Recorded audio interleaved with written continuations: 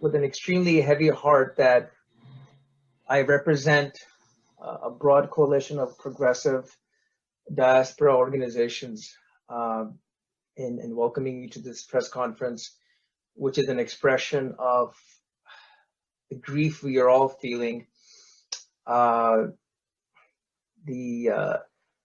wide range of emotions that this latest wave in India has brought to all of us, and how do we pull ourselves together collectively in solidarity, in active support to chart a course from here. We can't chart a course going forward without understanding what has gone wrong, what is going wrong, much beyond the need to apportion blame. It's important for us to understand from the voices on the ground that we are extremely lucky to have today with us, what will it take to get beyond this this hour of darkness, both emotionally, logistically, from a resource standpoint, politically? How do we pull ourselves together? I want to start sharing. I want to start with sharing a poem that captures our emotions to some degree. It goes without saying, words have failed us in this hour. But as you can see, I haven't even introduced myself. My name is Roja Singh. I'm the founder of Young India, but as I said, I am representing a wide range of friends, diaspora, who, as I said, are just coming together in grief and solidarity to support what's happening in India and all the efforts that are underway. Here is a poem that captures what we want to communicate. And night has come upon my land, the carrion birds encircling, and prayers ascend on pyres lit, the shadows fast descending. And leaders know not how to lead. They gape, they watch in silence, while each new day brings grief afresh. No help, no rest, no guidance. And those who come with sturdier boats will row perhaps to safety, but most will flay in desperate need, expendable humanity. What will remain when the storm has passed, when so many loved ones are lost? What will be changed within our hearts? What will this time exhaust? May then we not allow ourselves to be led by those inept, for want of air while many died, unmoved while many wept. May never again we be fooled by words, by power, by greed. Put not our faith in men of stone who use us for their need. And know that when the night was dark, who came to hold our hand? It was the stranger, the ones unknown, who share this wounded land. It was the one you did not trust, the ones who were the other. And when the leaders all fled, in him you found a brother. So let no powers again succeed to divide us at their will. Let love remain in our battered hearts, the hope they would not kill. I want to attribute these incredible words to Nandini Sen Mehra, a poet and author, in honor of the victims and in solidarity with all those families and patients still struggling. I want to move to the main part of our program today,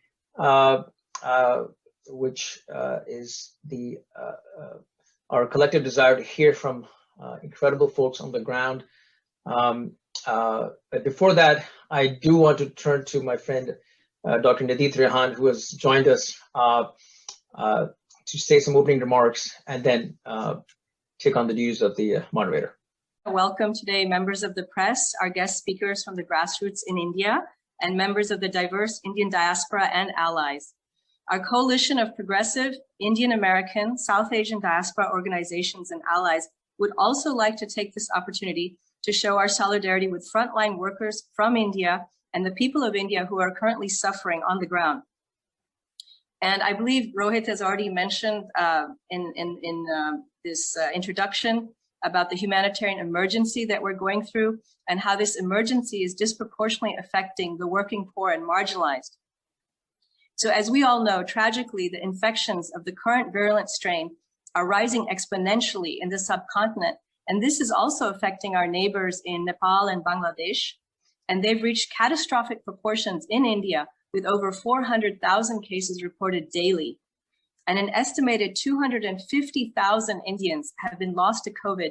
And this figure is certainly an undercount, as Indian medical professionals and scientists have already noted. So as I mentioned, the Indian diaspora is personally affected by and indeed traumatized at the unfolding COVID-19 humanitarian crisis, where we have lost families, friends, and loved ones. Our speakers today will be offering testimonials from the ground about how they are coping in the face of this devastating COVID-19 health and humanitarian crisis, and also what the US government, its allies, and those in the diaspora can do to help alleviate the suffering. So thank you, Rohit, for reading out the poem. And once again, I apologize for this technical issue that I faced this morning. I would like to now just add a few words from India, from the side of India, what's happening on the ground. The failure of the central government and some state administrations in coordinating the supply of critical medicines and life-saving equipment and setting up relief efforts for the affected has come as a shock to the diaspora, as scenes of rampant hoarding, price gouging, and other black market activities have come to light. Indian companies face difficulties in procuring raw materials for vaccine and medicine production. Indeed, inaction by the Modi administration resulted in many avoidable deaths, as the early warning signs flagged by the Indian scientific community were ignored. And this will have global consequences. Senior journalist Barkha Dutt has described the Indian people today as orphans of the Indian state. And we too in the diaspora are in disbelief at the inexplicable silence and lack of empathy by the center. While the diaspora has shown its generosity and solidarity by assisting NGO and civil society efforts in India, it is critical to listen to the voices of those on the ground. And we certainly hope today that power will pay heed.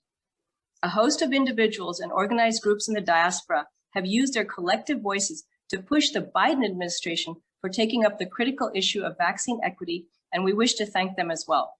So everybody, once again, I'd like to welcome and thank you, my guests from India today in particular. So we would like to welcome, first of all, our first speaker is Akriti Bhatia from New Delhi. And this is Ms. Bhatia is a grassroots media and labor organizer and co-founder of PAIGAM in Delhi. She's also an advisory board member of Hindus for Human Rights. So Akriti ji, please, you can take it from here. Hello, am I audible? Yes, yes, you are. All right. Thank you so much for having me and for organizing this. I think this is very timely and very important to actually at a very global level call out the story of the failed Indian state. And it's not just carelessness or cluelessness that the government is actually showing, but it's actually a criminal conduct. It's actually not an overstatement to say something like that. Institutional murders are taking place in our country today with, you can see, categoric disdain for the working class, where thoughtless, reckless action and inaction is something that is not alien to what we are actually seeing. We have seen our Prime Minister talk about in 2017 in one of the election rallies about politicizing the issues of Shamshan Ghats and and it's the graveyards and crematoriums, and this is exactly the kind of crisis now that we are seeing, where there's also dearth of firewood for actually burning the corpses. It's as bad. It was I was surprised to see that the forest ministry had actually given special permissions to actually cut trees for firewood. And this is the kind of crisis when oxygen cylinders are actually, there's writing over oxygen cylinders that's happening, that if there's somebody who's actually seeming to be more critical, it's at that point that cylinder saved. So this is actually the ground reality. You can see hapless members of family going here and there. And let me not start talking about the issues of the working class. There's specific apathy that you will find. This is still the problems of the middle class and problems of even people belonging to upper caste who can actually afford to look for hospitals, to arrange for oxygen cylinders, which you can see a black market of and hoarding of cylinders, 1,500 per day, and 40,000 rupees is what an average cylinder is costing. The whole crisis of oxygen concentrators that we've been listening about. And it's also important to look at the larger political economy and the context. You have seen at the same time undemocratic passage of anti-people, anti-labor, anti-farmer laws. It's not that the government is completely sleeping. They've been actively partaking in so many other activities that are actually, completely anti-people. At the same time, you can see how in Bengal election, the rallies have been happening of the Trinamool Congress, which is the ruling party. It's actually, people are saying that it's only to deviate and distract people that such violent such cases of violence are being reported, to actually distract from what is actually the biggest catastrophe and humanitarian crisis that is looming over our country, because cases of even fake cases of violence and deaths are being reported just to actually divert our attentions. Also, there's a complete also lack of regard for scientific temperament that we're seeing, where faith in the Kumbh Mela, which is a religious gathering, was actually, there are official statements from chief ministers where they're saying that, it's actually going to be auspicious like that. PM has been welcoming people to actually come in large numbers.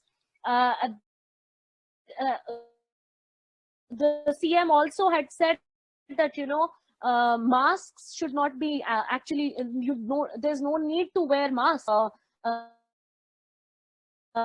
propagating some time ago. So there's this complete anti-scientific temperament where the UP police has been found to, on ground suggest people of some remedies which are absolutely, which actually took lives as well.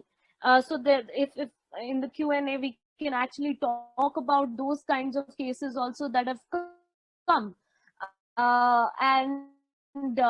If you remember last year, the Tablighi Jamaat villains were identified as so there's a complete, very clear sheer communal angle to all of this as well. So, and of course, everybody knows how there's been complete disregard for,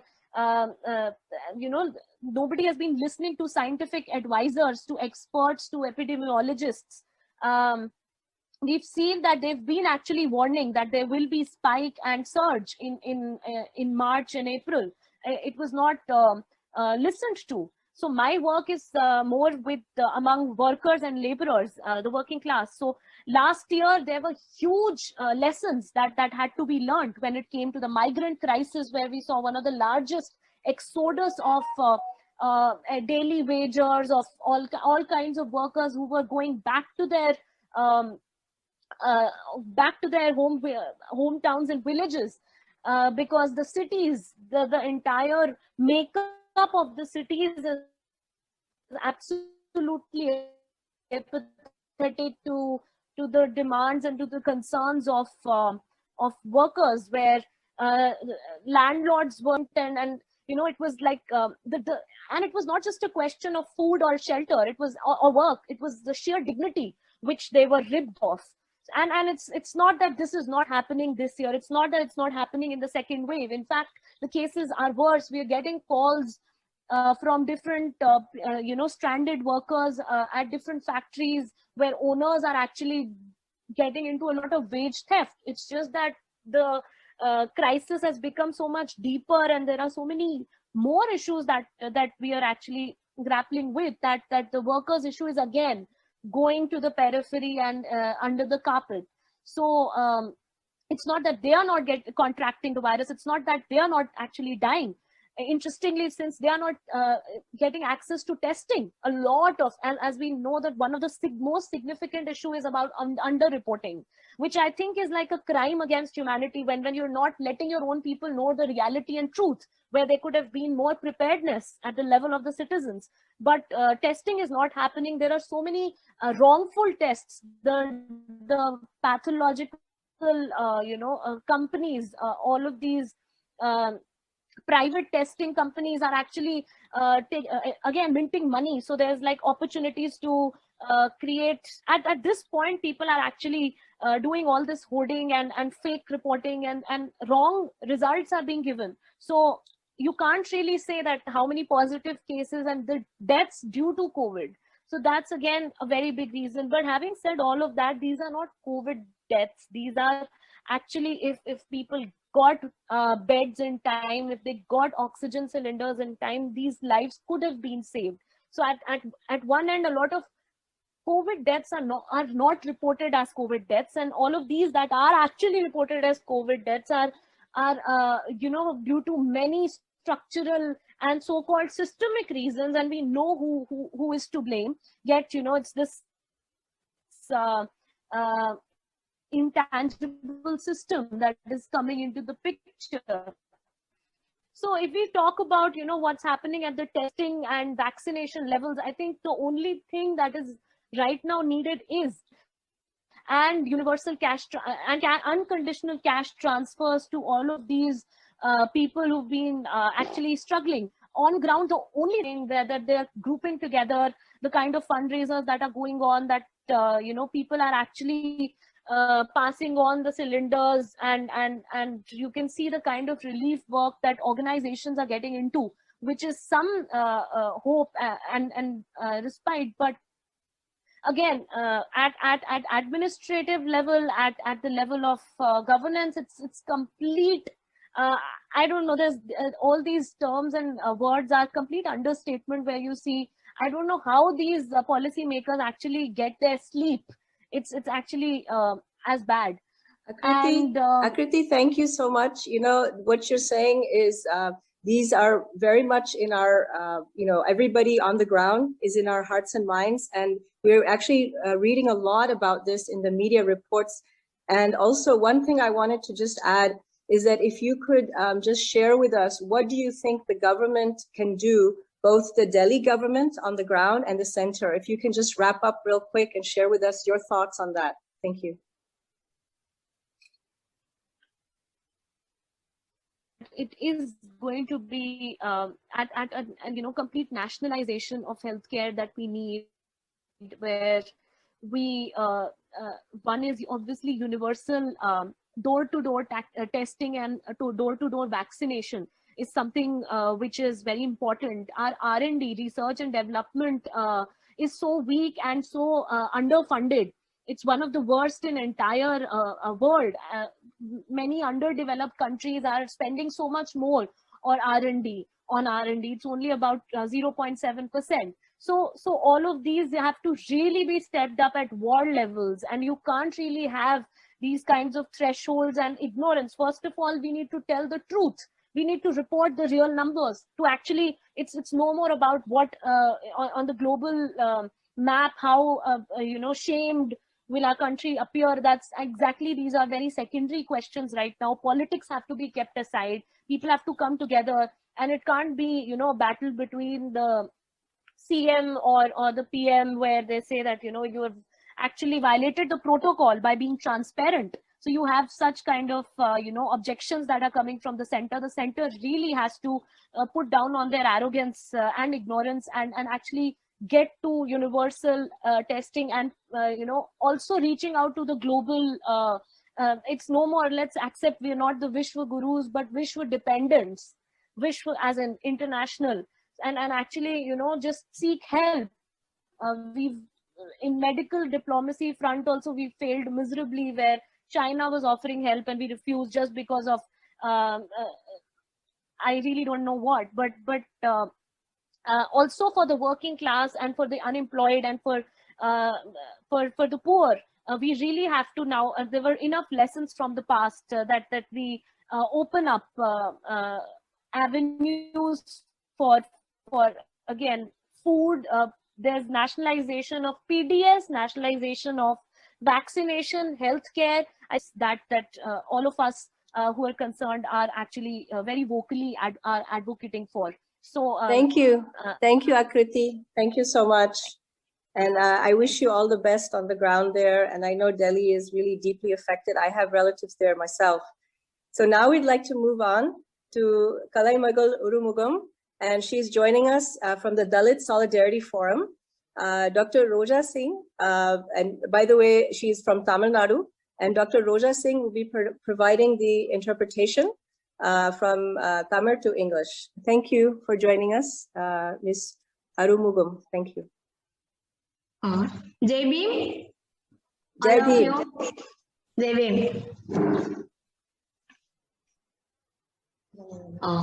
COVID-19 first time வந்தப்ப கொரோனாவுல இருந்து மக்கள் பாதிக்கப்பட்டு நிலையான ஒரு ஸ்டாண்டர்டா இருக்கக்கூடிய ஒர்க்ல இருந்து தனிமைப்படுத்தப்பட்டாங்க, பின்னோக்கி தள்ளப்பட்டாங்க. ஃபர்ஸ்ட் அந்த மாதிரி அலக்களிக்கப்பட்ட அந்த நிலையில செகண்ட் அதை விட்டு அவங்க ரீபேக் ஆகவுங்களாயிட்டுமே என்ன பண்ணிட்டாங்கன்னா, இன்னைக்கு இருக்கக்கூடிய நிலை அப்படின்னு பார்த்தோம்னா, அரசாங்கத்தினுடைய அலட்சிய போக்கு, தேர்தல் எலெக்ஷன், அதுல மட்டும் பார்த்தோம்னா இன்னைக்கு மக்கள் மன அமைதி இல்லாத ஒரு சூழல், வறுமை, வன்முறை, கஷ்டங்கள், இதே போலவே அலக்களிக்கப்பட்ட மக்கள் எப்படின்னாக்க ஒரு ஆட்டு மந்தைகளாக இருக்கப்பட்டு சிதறடிக்கப்பட்ட மக்களாக இன்னைக்கு மக்கள் ரொம்ப கொடூரங்களுக்கு உட்படுத்தப்பட்டு வர்றாங்க.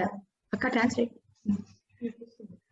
இதே போல பார்த்தோம்னா மனநோயாளிகளை எப்படி சொல்லலாம்னா மனநோயாளிகளாக ஆக்கப்பட்ட இந்த நிலைகள்.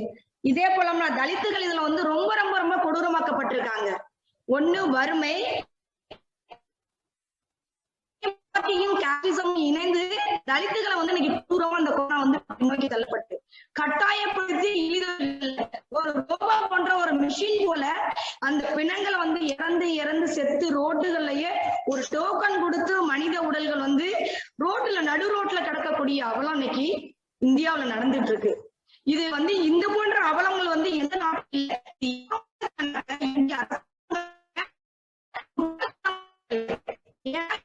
பாதிக்கப்பட்டவங்களுக்கான அந்த தனி ஆள் அப்படின்னு இருக்கக்கூடிய ஒரு செல்ஃப் அவேர்னஸ் அரசாங்கம் கொடுக்க மறுத்துருச்சு, அரசாங்கம் கொடுக்க மறந்துருச்சு. ஏன்னா இப்ப இன்னைக்கு சூழல பாத்தீங்கன்னா மக்கள் விலங்குகளை விட மோசமான ஒரு கொடூர அவலத்துல மக்கள் இன்னைக்கு வாழ்ந்துட்டு இருக்காங்க. உணவு இல்லாம சரியான ஒரு அவங்க கிட்ட இன்னைக்கு அரசாங்கம் கொடுக்கல. பசி, பட்டினி, வறுமை, அது இல்லாம வன்முறைகள் தொடர்ந்து இருக்கிறது போல ஆதாரம் இல்லாத வாழ்வாதார நிலை வெகுஜன மக்களை இன்னைக்கு பாதிக்கப்பட்டு இது இல்லாம பாரம்பரியம் திணிக்கக்கூடிய மக்களும் குழந்தைகளும் குறிப்பா பெண்களும் குழந்தைகளும் பாதிக்கப்பட்டிருக்கக்கூடிய கொடூரத்தை இன்னைக்கு பாக்குறோம். எங்க பார்த்தாலும் வன்முறைகள், எங்க பார்த்தாலும் பெண்கள் மீதான செக்சுவல் அபியூசஸ், குழந்தைகள் மீதான செக்சுவல் அபியூசஸ், சைல்ட் லேபர்ஸ் உடைய நிலைகள், அது இல்லாம இறந்து அங்கங்க தனக்கு ஏற்பட்டிருக்கக்கூடிய என்ன நோய், இந்த நோயினால என்ன, தனியால் இடைவெளி என்ன, இந்த நோயுடைய தாக்கம் என்ன அப்படின்னு ஒரு அவேர்னஸ் கூட அரசாங்கம் இன்னைக்கு மக்கள்கிட்ட தெளிவா கொடுக்கல. ஏன் கொடுக்கலன்னா இன்னைக்கு வந்து கொடுக்கக்கூடிய ரிப்போர்ட்டிங் இப்ப எத்தனை மீடியாக்கள்ல டெலிவிஷன்ல செய்திகள் எல்லாரும் மக்களை போய் ரீச் ஆகுது. கொடுக்கப்படக்கூடிய புள்ளி விவரங்கள் வந்து தப்பு தப்பா கொடுத்துக்கிட்டு இருக்காங்க அரசாங்கம். 1/4 தான் என்ன பண்றாங்கன்னா இறந்த டெத் ரேட்டை வந்து இன்னைக்கு கொரோனாவில் வந்து காமிச்சிட்டு இருக்காங்க. ஆனா நிறைய இறந்து போயிட்டே இருக்காங்க, வரிசையா போயிட்டு இருக்காங்க. விதைக்க கூட இடம் இல்ல, எரிக்க கூட சுடுகாடு இல்ல, எரிக்க கூட மனிதர்கள் இல்ல. இன்னமும் சொல்ல போனா அதுல அதிகமா பாதிப்புக்கு உள்ளாக்கக்கூடியது தலித் மக்கள் தான். அவங்க எப்படி அந்த பிணங்களை அப்ப அவங்களுக்கான ரிகால்பிசேஷன் என்ன அரசாங்கம் பண்ணிச்சு இன்னைக்கு வரைக்கும்?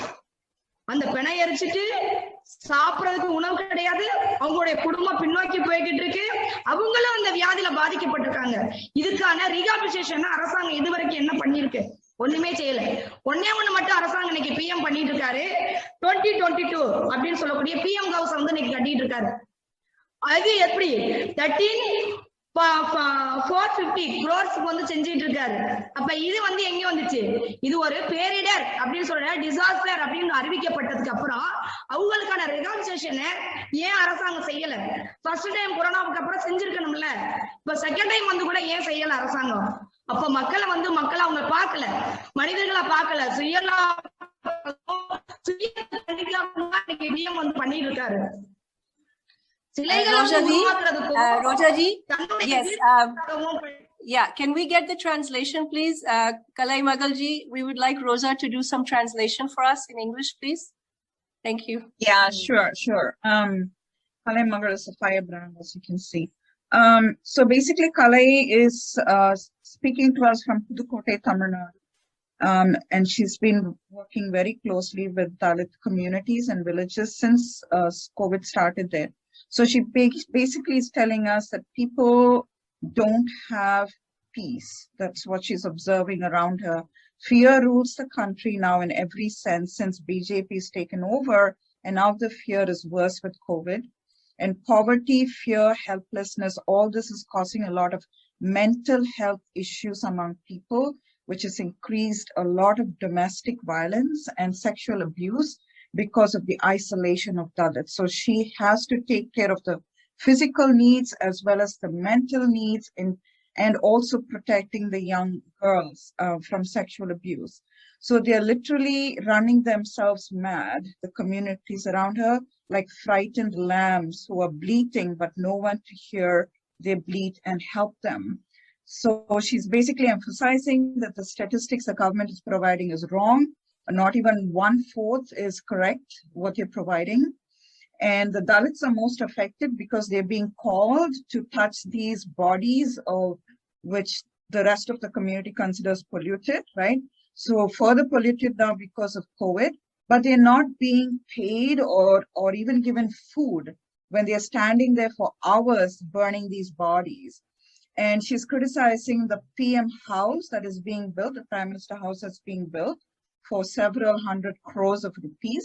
And why can't they use that money right now to help the people? And she's saying the government is only concerned about their own agenda, propaganda. They're providing eyewash medical care with sub-quality medicines, distributing cheap antibiotics to the poor, illiterate folk, making them believe it will help them with COVID prevention and relief. Just to get a good picture of themselves, they're giving antibiotics, which doesn't help. So there's no development in economy, but GST on all kinds of injections, vaccines, and this is nothing but wayside robbery. So without any awareness or education, they're distributing these medicine vaccines. In the villages, the 100-day work was denied to those above 50. So the artists who depend on street performances, train performances, are contracting COVID at a very rapid rate. So they are the government is basically using humans like animals to test new medicines and medical processes.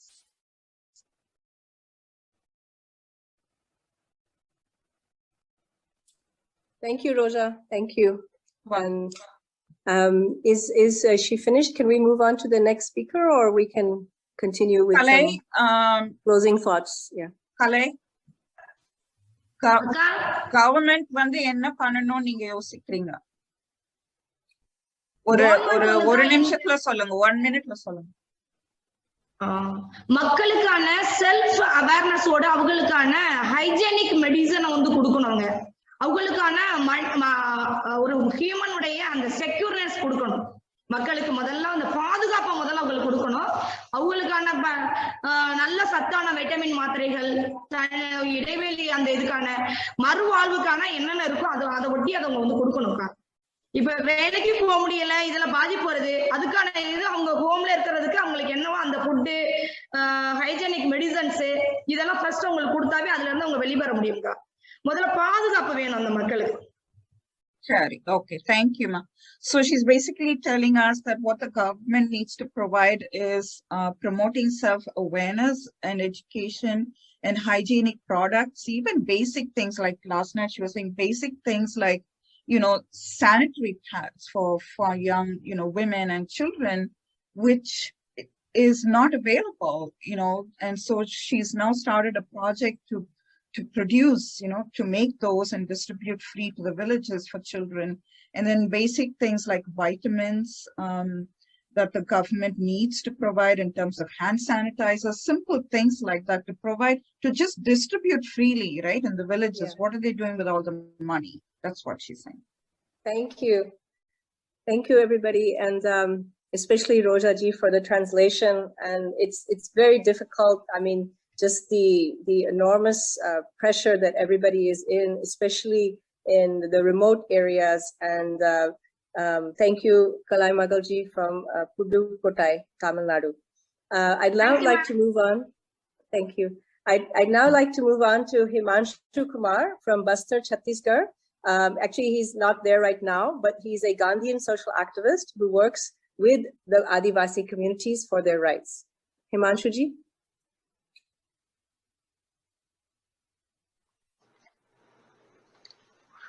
जी, मेरी आवाज आ रही है? हाँ जी, आ रही है जी। Thank you. तो भारत में असल में जो दिक्कत है वो ये है कि ये जो सरकार इस वक्त है उसने जब से वो एग्जिस्टेंस में आई उसने जो गवर्नमेंट के इंस्टीट्यूशंस हैं, चाहे वो प्लानिंग कमीशन हो, चाहे वो सुप्रीम कोर्ट हो, चाहे वो पार्लियामेंट हो, चाहे वो ह्यूमन राइट्स कमीशन हो, या फिर जो भी मेडिकल ऑर्गेनाइजेशंस हैं, उन सबको एक तरह से कमजोर करना शुरू किया, उनको डिस्ट्रॉय करना शुरू किया, और एक इंडिविजुअल को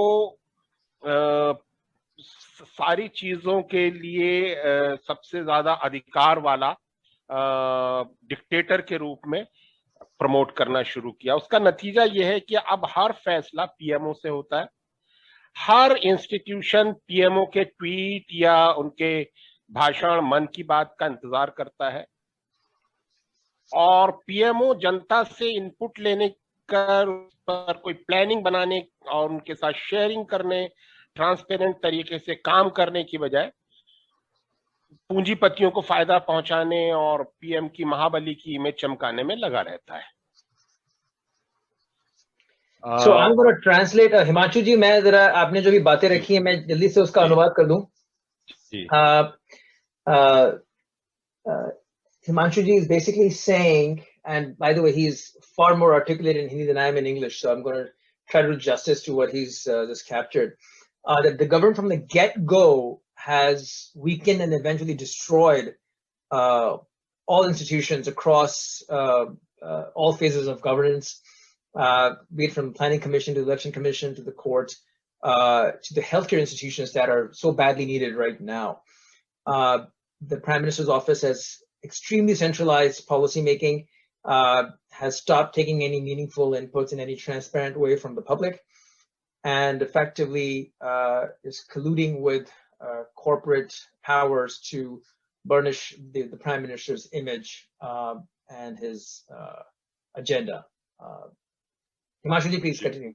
जी, राज्यों को पिछले साल ही कहा गया था कि कोरोना की जांच और इलाज से संबंधित कोई भी फैसला वो खुद नहीं ले सकते। खरीदी, डिस्ट्रीब्यूशन तक का जो अधिकार है वो केंद्र ने और इनडायरेक्टली पीएमओ ने अपने हाथ में ले लिया था। जी, इसको ट्रांसलेट कर सकते हैं?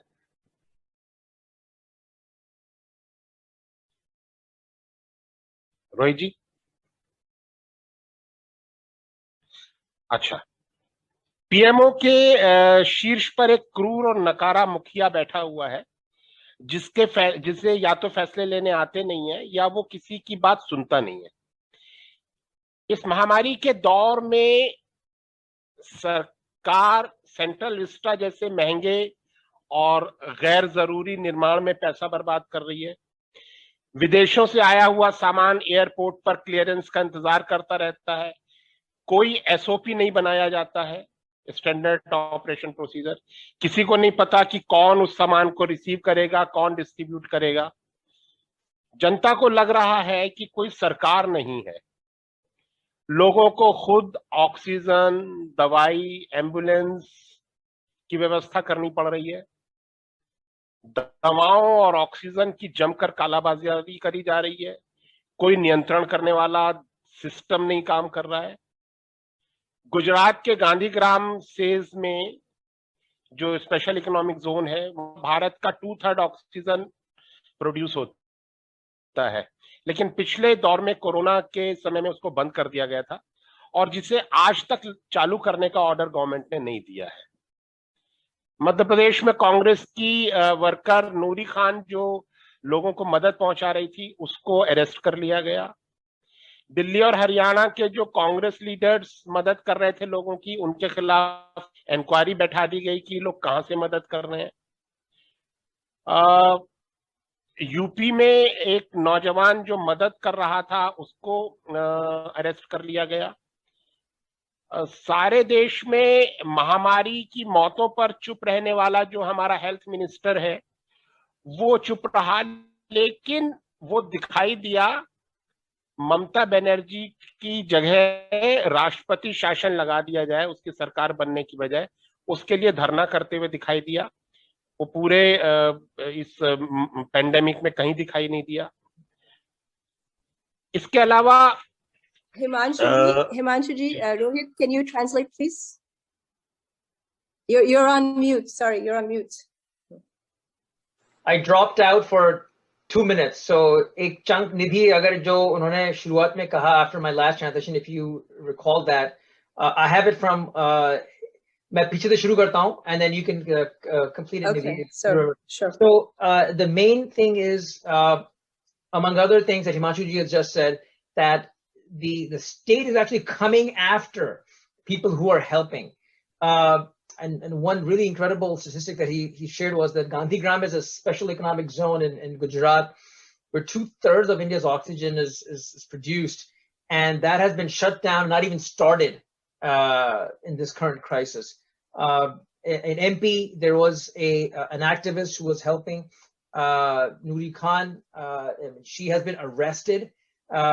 In Delhi and Haryana, the Congress Party workers who've been helping in relief efforts, they've been placed under inquiry. Like, how are we getting the resources?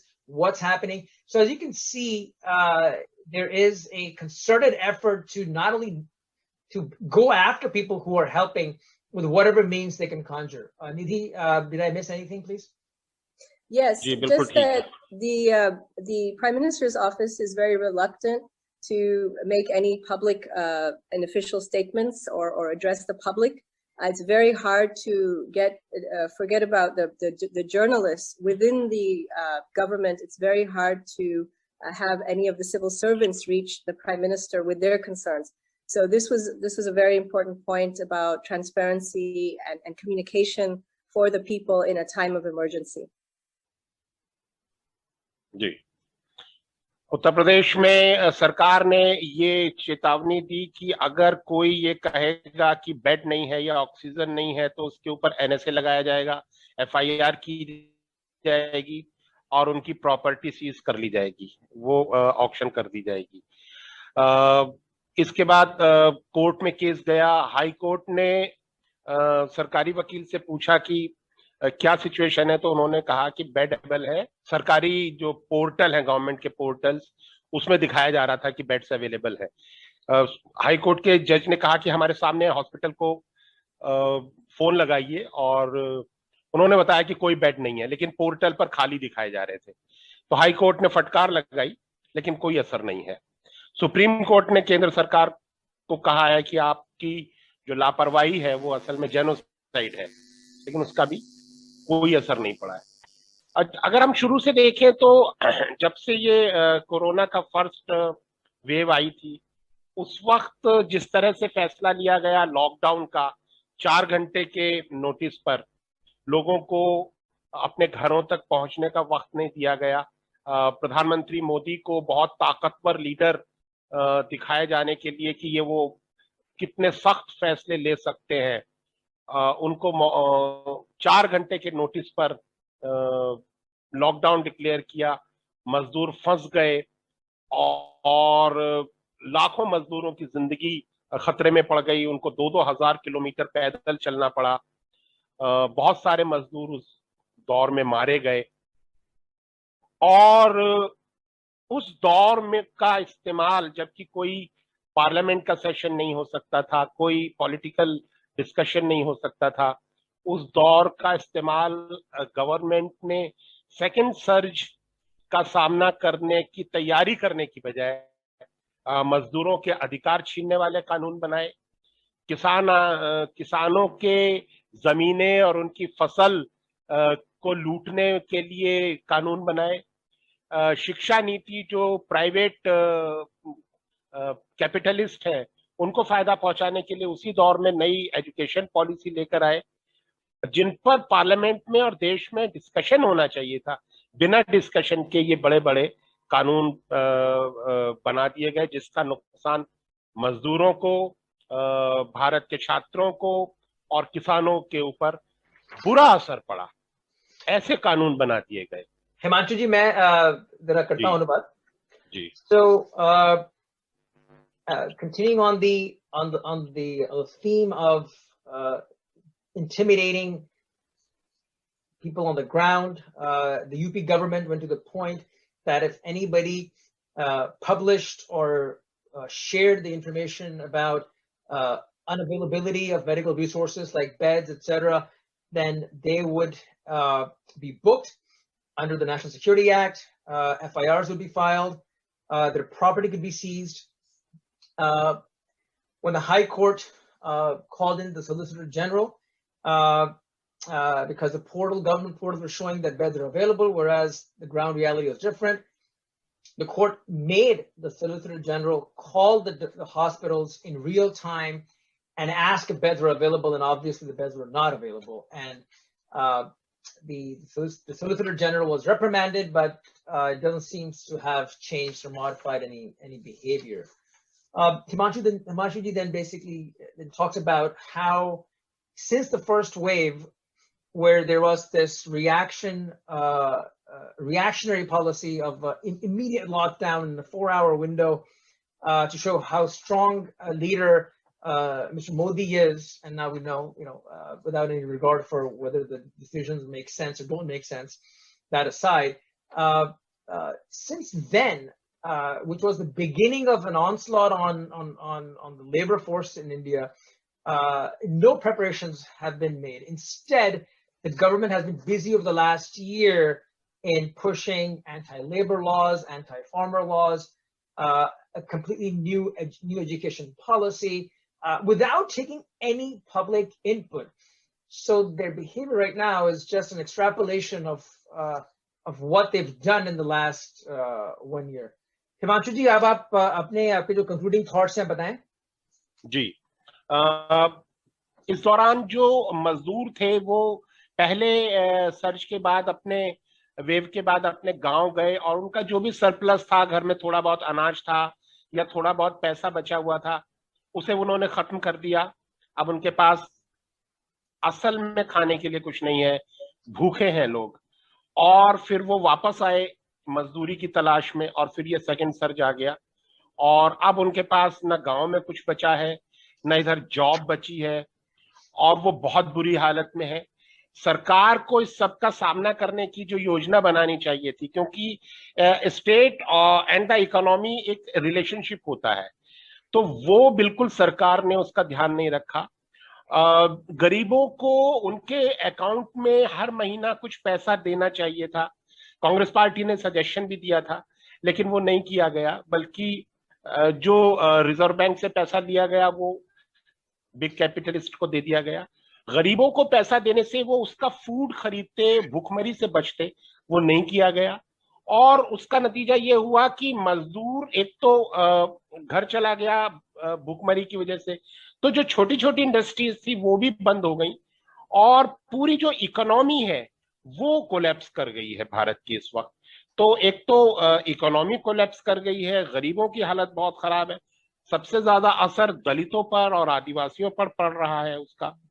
और इस सब का सामना करने की बजाय कि वो एक्सपर्ट्स की कमेटी बनाते, रेस्पॉन्स टीम का गठन करते, जो काम करने थे उसकी बजाय उन्होंने थाली पीटो, दिया जलाओ, तबलीगी जमात, मुसलमान, वो सारी चीजों में पूरा जो एक सर्कस है वो खेला गया।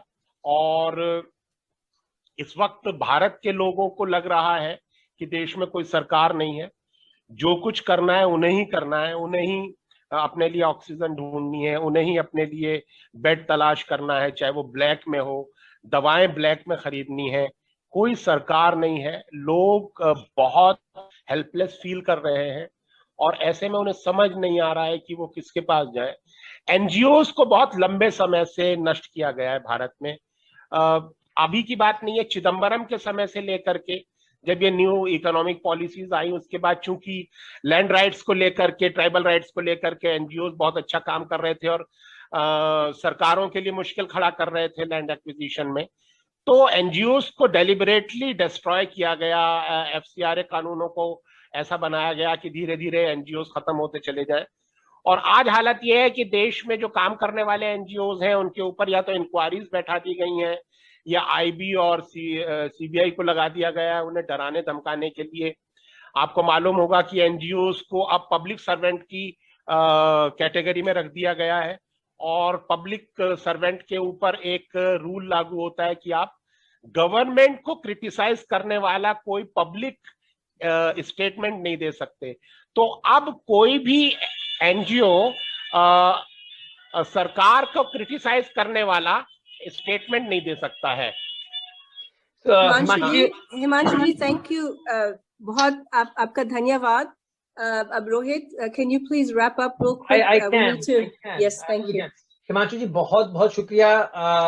आपने इतने सारे इतने बढ़िया पॉइंट दिए हैं जो हम लोगों के साथ शेयर करना चाहते हैं, और उम्मीद है कि आप Q&A तक रुक सकेंगे क्योंकि लोगों के सवाल भी आपके पास अभी आएंगे। So Himanshu ji, basically where I left off from the last time, pointed out how disproportionately the poor have suffered over the last 1 year since the first wave. The migrants at that point, who basically were the most visible part of that first wave, they went home, they used up their savings, they had, now they have nothing left to eat, they have nothing to come back to. Now the second time they're going back, they have no jobs, no prospects. It's an extremely bad situation. Himanshu feels that the contract that's between the state and the people and the economy has been totally violated. Ideas to support these vulnerable populations, which is a significant part of the population. It's not when we say marginalized, we don't mean marginalized in the sense of numbers. We mean marginalized in the sense of economic prospects. This is still a sizable part of the population, has been completely left on its own, and the poor are bearing the brunt. And there's been no serious effort. The efforts that gained a lot of traction in the media were the Thali stuff, the scapegoating of the Tablighi Jamaat.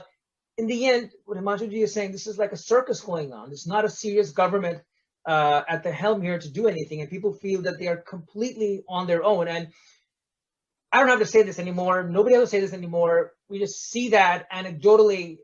Everybody we know, our near and dear ones, our extended family, friends, there is a story that each one of us has right now of the struggle to get anything, any kind of supplies, and there's a total feel of helplessness, and all markets have just basically broken down. Everything is now being procured off the black market, as Himanshu ji is pointing out. The last point he made was very important, and a lot of people here can attest to it. The NGOs have been systematically destroyed, and primarily, he gave two very important reasons why and how that happened. Number one, FCRA, which is the ability of Indian NGOs to get foreign funds, had been significantly curtailed. And that has really made the sustenance of these NGOs very, very difficult. And these are the ones who are actually doing any work. And the NGOs that have survived despite this the stranglehold from the government are now being harassed. Inquiries are being placed on them. And the second point that Himanshu ji made, which is very important, is that the NGOs have been labeled as public servants. And that means that in that category, they cannot criticize the government. So as you can see, the space for any kind of, it's not even dissent, truth has been taken away. So I'm going to stop right there, Nidhi. Himanshu ji, बहुत बहुत धन्यवाद आपका.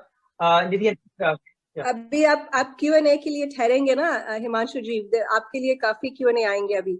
Thank you. And I want to move on in, this NGO world is so vast and so important and so critical right now in this humanitarian crisis.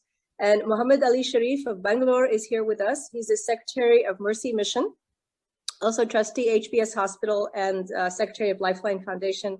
Ali ji, please give us your on-the-ground assessment in Bangalore and the work of Mercy Mission. Thank you.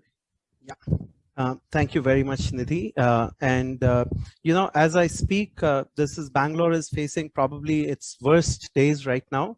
And, I often wonder, Bangalore has been one of the blessed cities. We have a lot of resources. We have hospitals, we have schools, and even our state is absolutely, terrifying right now. So I cannot imagine what the situation will be even in peri-urban areas or rural areas. Southern India is facing such a big problem, and the numbers, in fact, surprisingly, are shown to be very high in South India and Maharashtra. I dread to imagine what's happening in the northern and eastern parts of the country, because what information is coming, we just don't know what to believe and what not to believe. However, what I would like to say, and after speaking, after three stalwarts, what I would like to point is what we did, in one sense, in response to this humongous tragedy we are facing. So we created a coalition of NGOs. So in fact, interestingly, we met 15, 20 NGOs got together in Bangalore, and we said, we don't know what's coming. We saw the horrific, videos of New York and Italy in March 2020. And we said, we don't know what's coming, but if it's coming to India, it's going to be bad. And then we, interestingly, met one day before our city went to a lockdown, 3 days before the country went into a lockdown. So 15, 20 of us NGO heads got together and said, let's work together. Let's forget, different people have different capabilities. Someone's working in slums, someone's working in hospitals, someone's working in education. Let's pool all our strengths. Let's pool our field resources and our city. So my experiences are primarily from the city of Bangalore, one of the top 3 metropolitan cities of the country. But we feel that over the last year, and primarily it was young youth driven.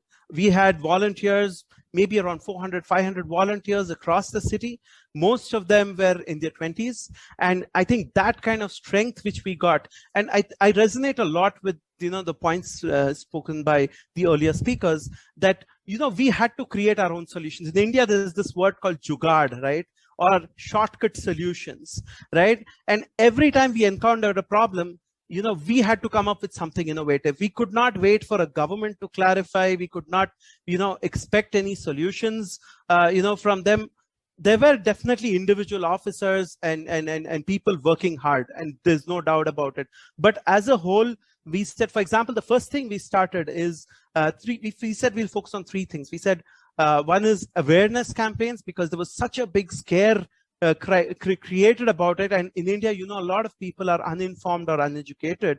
And therefore, how do they perceive that information? So giving them the right information about what is coronavirus, right? The whole masking and the social distancing part, which had to be told in our slums, which are, the population is the biggest problem here. So that was one. Then second, we said, we'll focus on food, because the lockdown announced in 4 hours left a lot of people, the daily wage workers, and Bangalore is a home to a lot of migrants. So, and they would overnight, if they don't earn that day, they don't eat. And that's what we realized. And, you know, but we got tremendous help from a lot of funding agencies. A lot of companies also did come up with their CSR funds, whatever they could come up with. So we did, at least for our city, whatever we could, $1 million worth of food ration kits, 75,000, 85,000 kits we distributed in the months of April and May last year. But the third thing we did, which was pretty brave of a team, in those days, the first 5 guys stood up and said, we will be the mercy angels and we will carry the dead bodies.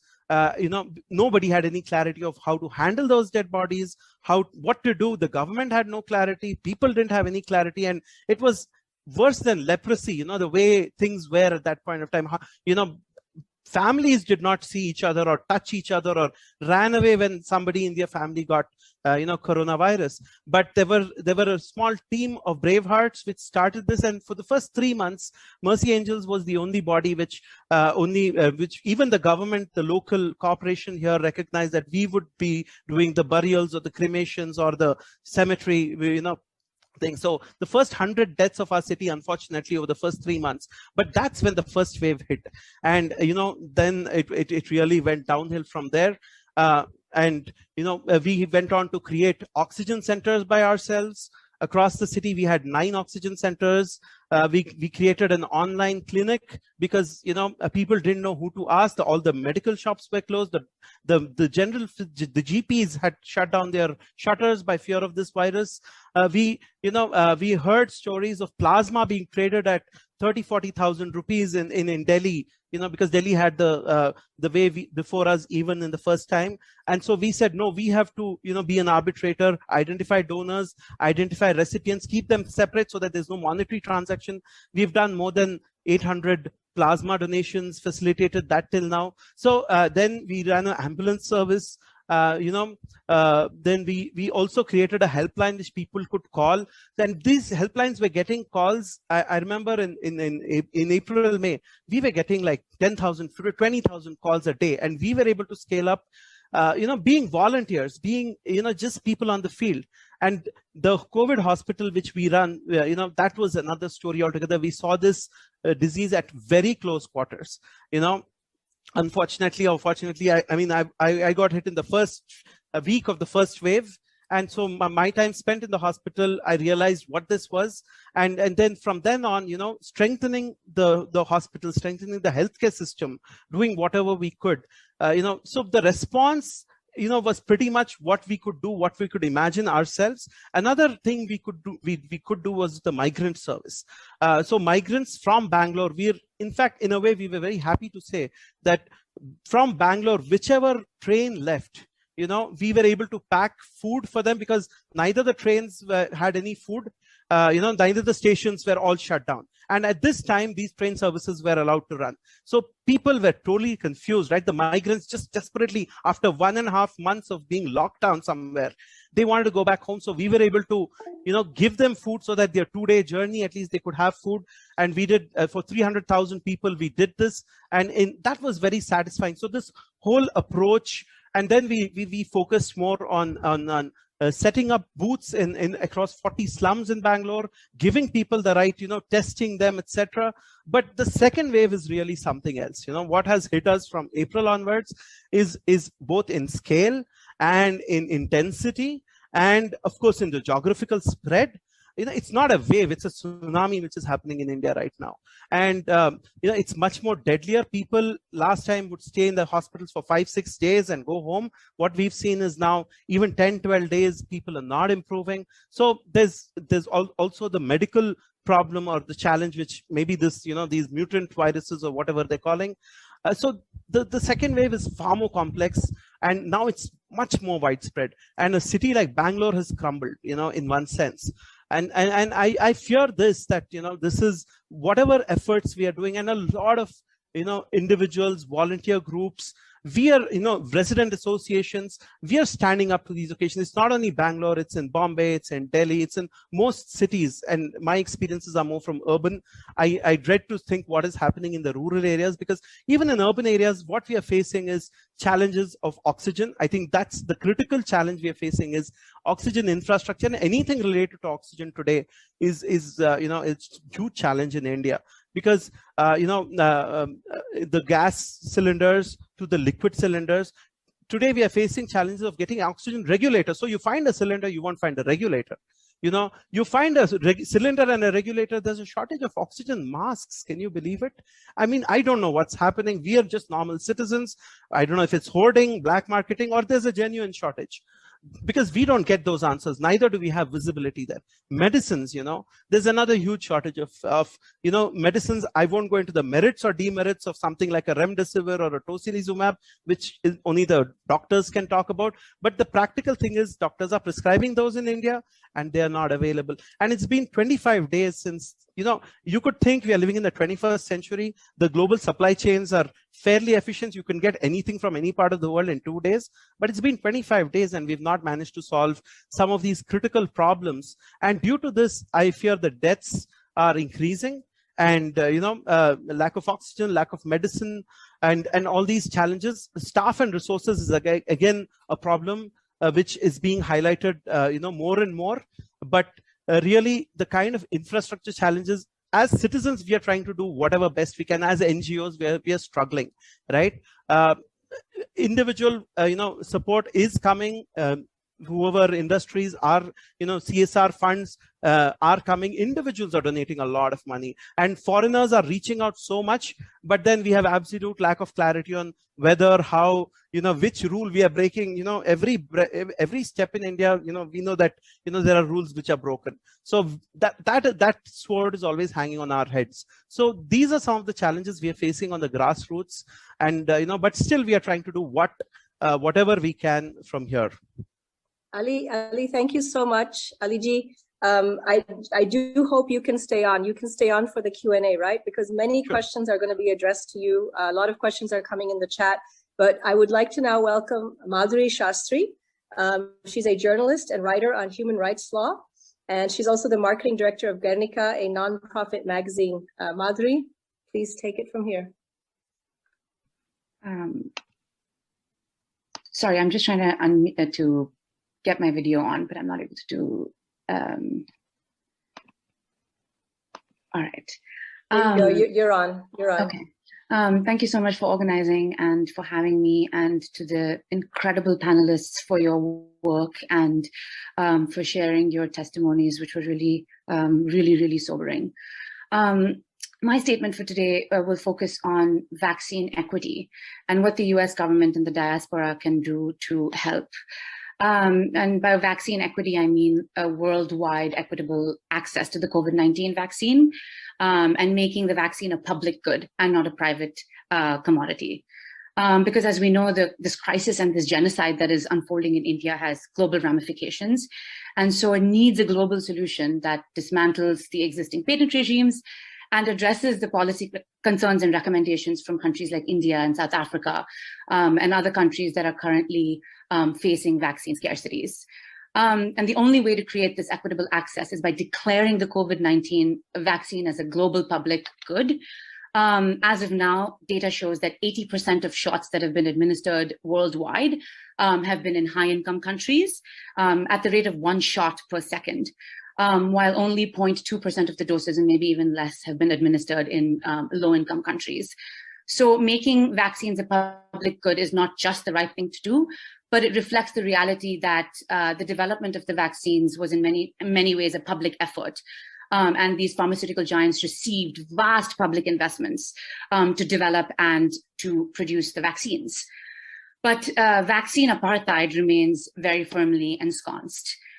Even today, as a debate about IP property rights, intellectual property rights swirls in the US, while Indians are gasping for air, the billionaire monopolist Bill Gates is pushing to restrict the sharing of vaccine know-how with poorer countries, while continuing to profit off of the vaccine. So the Gates Foundation and other powerful Western capitalist organizations wield an egregious amount of influence on how the vaccine market works. The Nation reported how the Gates Foundation now helps direct the WHO's efforts to deliver COVID cures to the global poor, meeting with the US Office of the United States Trade Representative to discuss IP related to COVID vaccines, holding regular calls with pharmaceutical company CEO and Fauci, and brokering vaccine deals between Oxford, the University of Oxford, AstraZeneca, and the Serum Institute of India. And this influence must end now. Over the past few days, the Biden administration has announced its intention to support a waiver of the WTO intellectual property rights regime for COVID-19 vaccines, and this is welcome news. But as they themselves have noted, the process is long and complicated, and some estimate that the waiver could take months to negotiate and put into effect. But we don't have time. What is happening in India is a catastrophe and a genocide. And so we need a multi-pronged effort to move fast and work in cross-cultural solidarity to get Indians, Brazilians, South Africans, and others in low-income countries inoculated immediately. As of now, India needs 200 million vaccines a month to inoculate its population, and it does not have those doses. The US has, reportedly sent enough raw materials to make a paltry 20 million doses. The Defense Production Act, which is the DPA, which has been triggered here to produce vaccines, places cumbersome restrictions on the exportability of raw materials. And even now, many aspects of the program to export raw materials to India remain very murky. There's no indication about whether an exception was carved out for India or whether these DPA export controls have been waived, either temporarily or permanently, to facilitate easier, more streamlined and reliable exports. It's also unclear how much more raw material they intend to send over, how many vaccine doses it will make, and how long they'll keep the stream of aid open. We've seen that the pressure on the administration works, and we have to relentlessly keep it up to pressure the administration to waive the export rules, to ramp up its supply of raw materials to India, and to be transparent about its aid strategy, including transparency on vaccine sharing. The US government has cleared 60 million AstraZeneca doses for export all over the world. Again, this is a paltry number. But how many doses each country will receive and when needs to be clarified. In tandem with this, the administration also must urgently renegotiate vaccine contracts that prohibit the US from sharing its surplus vaccines with foreign countries. The US has now bought enough doses to fully inoculate 750 million people, which is 3 times the number of American adults. And they've bought vaccines from Johnson & Johnson, from Novavax, from Sanofi, Pfizer, AstraZeneca. And in March, President Biden said, if we have a surplus, we're going to share it with the rest of the world. That time came months ago. In addition, Vanity Fair has done some phenomenal reporting that shows that the administration is quietly considering plans to have the US serve as a major manufacturer of affordable, high-quality COVID vaccines for the entire world. And to this end, erstwhile competitors Merck and Johnson & Johnson have teamed up to manufacture up to 1 billion doses of the J&J vaccine. And this ambition of the US to monopolize the global vaccine supply chain, which is quietly happening, but in plain sight, also needs to be interrogated, as does the effects that this will have on inoculation efforts around the world. And so just finally, and in sum, all of these issues can be addressed if the COVID vaccine is declared a public good. Multi-pronged approach, media advocacy, awareness spreading has to be geared towards pressuring those with enormous resources, power, and decision-making capacity, from the governments to pharma companies to people like Bill Gates, into dismantling these structures of oppression that privilege profit over people, that privilege white lives over the lives of racialized people. And we need a people's vaccine, because if this does not end in India, it does not end for any of us. Thank you. Thank you, Madhuri. And I mean, just amazing and passionate and articulate. And you really summarized the global urgency of why we need to have vaccines as a public good.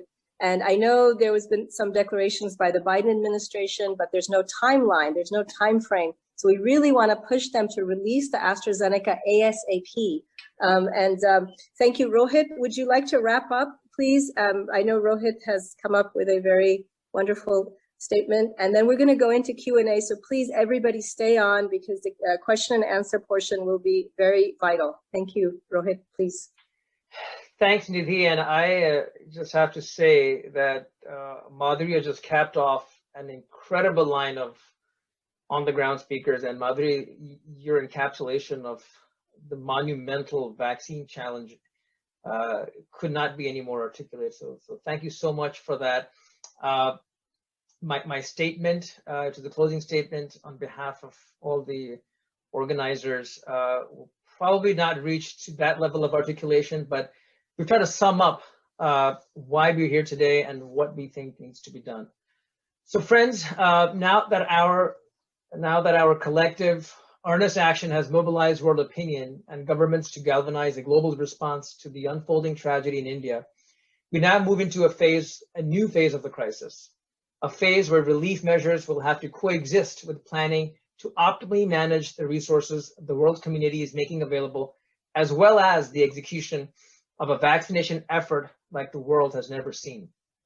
The Indian public, the Indian scientific community, and India's diaspora are all willing and able to respond to the challenge. The question is whether the Modi administration will be up to the task at hand. We are far from any discussion of accountability. That will be the job of Indian voters in the near to midterm and historians in the longer term. The need of the hour is the Modi administration let India's scientific community take the lead on this work and work with their global peers to navigate a path forward. Every effort from here will depend on mutual trust and transparency. The hyperpartisan recent history of India's polity will have to take a backseat if India has any shot of avoiding repeat mass casualty waves. And the lion's share of this responsibility rests on Prime Minister Modi and his government. The roadblocks to recovery are now internal. India has the capability and enterprise to overcome them, but the question is, will its government lead or be an impediment? Transparency isn't a theoretical concept, but rooted in data, in its capture, its veracity, and dissemination. Without data, local, state, and national responses cannot be meaningfully crafted and executed, and the world community at large be assured that India will cooperate at the global level to stop this menace in its tracks. The world is at risk as well. We close in grief, but in solidarity, recognizing cynicism, but not bowed down by it, saddened by the hopelessness rampant, but not without hope that a better day lies ahead, that we will all pull together with the voices of conscience like the ones we heard today from the ground, leading the charge and supporting them in every way we possibly can. At this point, I would also like to recognize all the amazing sponsoring organizations that include the Global Indian Progressive Alliance, Friends of India, Texas, Hindus for Human Rights, my organization, Young India, the Boston Coalition, Progressive India Collective, SALT, South Asian Americans Leading Together, the Indian American Muslim Council, India Civil Watch International, and the Center, the Coalition Against Fascism in India. And not to leave out our friends, our youngest friends, SAHI, Students Against Hindutva Ideology. I apologize if somebody has been left out. Everyone's efforts have been enormous in putting this together. We're grateful to the tireless, fearless, and inspiring friends who joined us from India today. We're grateful to the press in attendance who have an immensely important responsibility in this darkest hour for India to let Indians and the world know what the truth is. And last but not the least, all of you that share our concern and drive to make contributions right now in this fight, literally for our lives. Our specific recommendations for the Biden and Modi administrations are ready and will be shared as part of our press release. Please keep an eye out on our partner Twitter handles for that and other information coming from us. I would like to take the liberty to end with a Hindi statement as well. I wish I knew every language spoken in India as the suffering is across the land. but this will at least connect with some. दोस्तों, हमारे सामूहिक प्रयासों से विश्व समुदाय भारत में आई विपदा से भली भांति अवगत हो गया है। इस विपदा की गहराई और बढ़ती जा रही है। विपदा के इस नए दौर में राहत कार्य और युद्ध स्तर पर एक ऐतिहासिक टीकाकरण अभियान एक साथ करने की जरूरत है। भारत की जनता, भारत का वैज्ञानिक समुदाय और प्रवासी समुदाय इस चुनौती के लिए तैयार है। सवाल यह है कि क्या मोदी प्रशासन इन चुनौतियों का सामना करने के लिए सक्षम या इच्छुक भी है? सरकार की निष्क्रियता का हिसाब जनता चुनाव में लेगी और इतिहासकार जब इस दौर की भयावहता के बारे में लिखेंगे। हमारे समय की मांग यह है कि मोदी प्रशासन भारत के वैज्ञानिक समुदाय को, मात्र प्रशासनिक अधिकारियों को नहीं, देश को इस विपदा में नेतृत्व लेने दें। उन्हें अंतर्राष्ट्रीय संगठनों से खुलकर सहयोग करने दें। हमारे आने वाले प्रयासों की सफलता परस्पर विश्वास और पारदर्शिता, ट्रांसपेरेंसी पर निर्भर रहेगी। अगर इस समय में हम राजनीतिक माया जाल से नहीं उभर पाए तो आने वाली और लहरें इस लहर से भी अधिक भीषण हो सकती हैं। इतिहास ने आज जिम्मेदारी मोदी प्रशासन को दी है। इस विपदा से निकलने के मार्ग में जो बाधाएं हैं, मोदी प्रशासन अपनी कर्मठता से हटा सकता है अगर वो चाहे तो। भारत की जनता, जिसमें देश की आत्मा है, इस संघर्ष के लिए सक्षम है, तैयार है। देखना यह है कि क्या उनकी सरकार उनका नेतृत्व करेगी या अवरोधक बनेगी, बाधा डालेगी। पारदर्शिता यानी कि ट्रांसपेरेंसी पे दो शब्द। पारदर्शिता नैतिकता, मोरालिटी से शुरू होती है और उसकी नींव होती है डेटा, आंकड़े। डेटा इकट्ठा करना, उसकी सच्चाई प्रमाणित करना और लोकतांत्रिक माध्यम से उसे बांटना या शेयर करना आज के समय की मांग है। सरकार इस पारदर्शिता, ट्रांसपेरेंसी के लिए अनुबंधित है, रिस्पॉन्सिबल है। इसके बिना कोई भी आंतरिक या अंतरराष्ट्रीय प्रयास सफल नहीं हो पाएगा और कोरोना का खतरा पूरे संसार के लिए और गहरा होता जाएगा।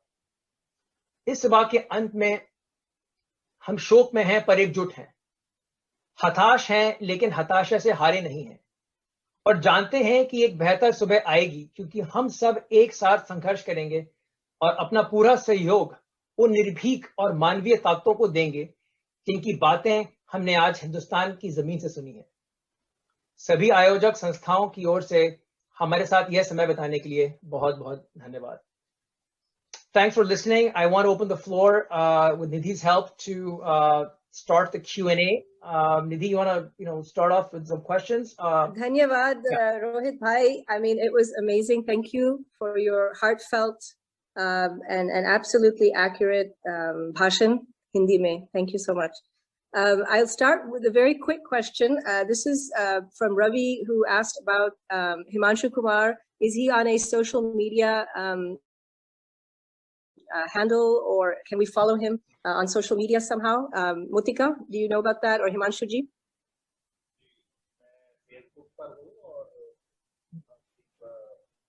आवाज आपकी नहीं आ रही ठीक से।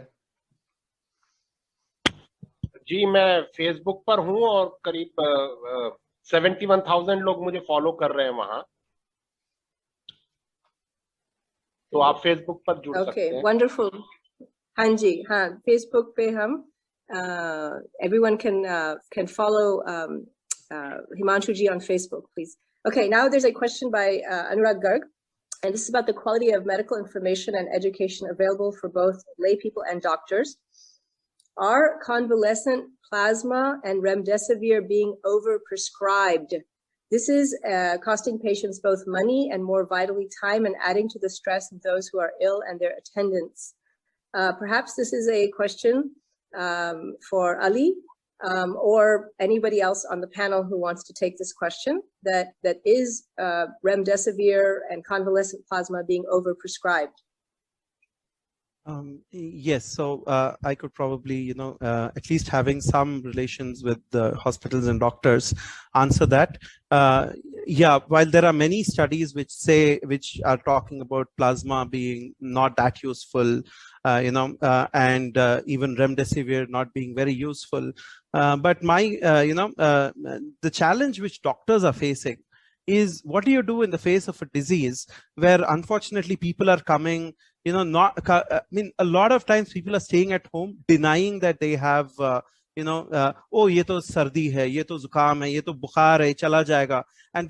And this second wave, I'm telling you, is in a sense behaving, the sudden dip is happening in many patients. So, you're stable, you're checking even people who can, check their pulse oximeters, checking, and it suddenly dips. So you're ending up in a hospital when you have, saturations of 50, 60, 30 sometimes. And, at that point, there are very little options that doctors have, except try. And because they've heard or they've probably experienced a few cases where a plasma would have worked, a few cases where remdesivir would have worked, or Actemra would have worked. And therefore, that is why probably they're prescribing it. But the challenge is being that people need to come early enough. And for that, again, resource is a problem and information is a problem. So because of this, yes, I think that there could be an over prescription, which is obviously leading to shortages and all this, mad scramble for both these things, and the mad pricing thing which we are seeing. Yes, but the entire chain has to be understood. It's because this is just one symptom. The problem is that people need to go to medical centers early, start treatment, start their, what is tried and tested, the steroids and the blood thinners early, which have been proven to bring down death rates, which have been proven to, of course, first is vaccination. Unfortunately, we started vaccination only for the public in the month of March. And unfortunately, we've been hit by this tsunami in April. So not many people could have been vaccinated, but again, the anecdotal evidence, people who have been vaccinated are, at least, hopefully a lot of them are getting milder symptoms and surviving. But again, these things need to be proven with far more studies as well. Ali, before you go, just can you share with us, how do we learn more about the Mercy Angels who are working on the ground in Bangalore? So, at least in the local media and the vernacular media, it's been fairly well covered. And right now, see, Mercy Angels in its first avatar was very critical because it was the only service available for any death in Bangalore. Subsequently, of course, the government has opened its hearse services. Many other, the regular temples and mosques and, who used to provide these services have also opened up. However, still, unfortunately, in the month of April, we had to open in face of this huge demand. Just in the month of April, our volunteers have done more than, again, 200, 250 burials. And every day they're just out on the roads. A lot of people know them, so they're calling them. So we go and help them, do this across all faiths, across all, people. So there is a lot of coverage, and, especially Facebook and Instagram, we do have a lot of press coverage as well. And you can reach out to us as well. We are having an ongoing campaign in Milap right now on Mercy Mission overall, and Mercy Angels being one, branch of the activity we are doing. Thank you, Ali. We do have one question coming in, and this will be addressed to Madhuri. I think Madhuri Sastry. This is related to the vaccines. Madhuri ji, you're still here, right? Yeah, I'm still here. Okay, wonderful. Why does India not allow import of Pfizer vaccines in the short term? Why can India not ramp up AstraZeneca production and have additional companies produce it other than the Serum Institute? Moderna already released its patent to the world in September 2020. Or did it? Sorry, did Moderna release its patent already in 2020? The immediate problems in India are its own making. And perhaps, do you think that the talk about the IP, the intellectual property regimes, and the US is a distraction? Okay, so I'm going to just answer that sort of in reverse order. Okay. Definitely, there's a lot of aspects of this vaccine nationalism issues, which are very much the Indian government's own making. However, with respect to the fact that Moderna releasing its patent, this is true, they did. But the way that and that's a really good question, because the way that these vaccines work is that different aspects of the formula all have different patents that basically Moderna has bought from various other, or has been licensed by various other people who own those patents.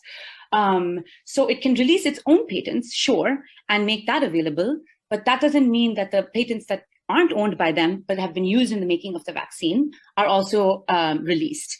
And so those people who own those patents could sue you for using their patent technology without an exclusive licensing agreement. So that's the reason why Moderna releasing its patent actually doesn't really do much. And this talk of IP, again, here we're talking about a crisis where we need to be scaling up our vaccine production.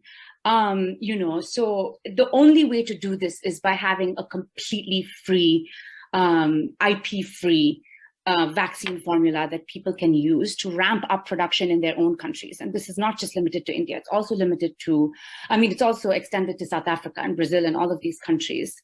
So it's not a distraction. It's a huge, the economic impact of it is massive. And it's very much an immediate dismantling that needs to occur so that this production can be scaled up.